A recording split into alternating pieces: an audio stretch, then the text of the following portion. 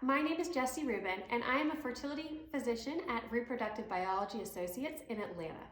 With the coronavirus pandemic unfolding, many women are curious about how this pandemic is going to affect their chance of fertility and when they're going to be allowed to reinitiate fertility treatment. I will do my best to answer these questions with the limited data that we have available. COVID-19 virus is unfortunately proving to be a very significant pathogen, and the WHO has declared a pandemic. We know this is significant for our country, our local communities, as well as us, and we want to determine and answer the question of how is this going to impact my chance for future pregnancy? Today is April 4th, so keep in mind everything I talk about today might be outdated in a couple of weeks and might even be outdated in a couple of days. If you're anything like me, you've been watching the news constantly, and we've all become pretty familiar with the common symptoms of the coronavirus. Common symptoms include a cough, fever, shortness of breath, as well as body aches. We've also learned that individuals who are asymptomatic can continue to spread the virus, and so it's very important that we do control measures such as social distancing as well as good hand hygiene in order to limit the spread of the coronavirus. Unfortunately, there's also very limited testing available for corona. And because the testing is so limited, it really limits our understanding of how this virus impacts our communities, as well as how it can impact future fertility. So far, we actually do not know how the coronavirus can affect egg quality, sperm quality, pregnancy rates, miscarriage risk, as well as future offspring. During the current coronavirus pandemic, the American Society of Reproductive Medicine, or ASRM, has recommended that we do not initiate any new fertility cycles.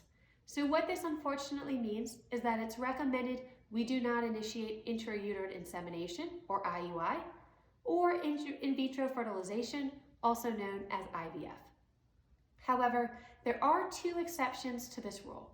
The first is for individuals who are already in a fertility treatment cycle. It's up to the individual clinic if they would like to continue with the treatment. So if you're currently in a fertility treatment cycle, I strongly encourage you reach out to your fertility provider to discuss the next steps. Also, women who need chemotherapy are allowed to do fertility preservation prior to the initiation of their chemotherapy regimen. Keep in mind that these guidelines from ASRM were released on March 30th, and ASRM is updating their guidelines every couple of weeks.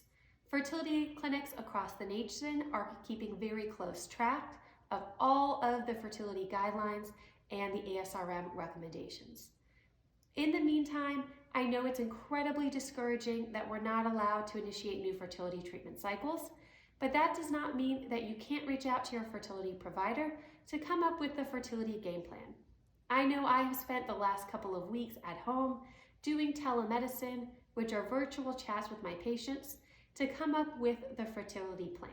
This way, as soon as we're able to reinitiate fertility treatment, we already know what our game plan is going to be. Also, keep in mind that delays in fertility treatment can be very stressful emotionally, so take care of yourself, make sure to eat right, and also make sure to exercise. In the meantime, do everything you can to avoid the coronavirus, and that includes social distancing and good hand hygiene. We will all get through this together. I know as a fertility doctor how discouraging this delay can be, but I promise myself and all the other fertility doctors will do everything we can to get you to be able to reinitiate fertility treatment as soon as possible, as long as we know that it's safe for you as well as safe for future children. In the meantime, take care and make sure to stay safe.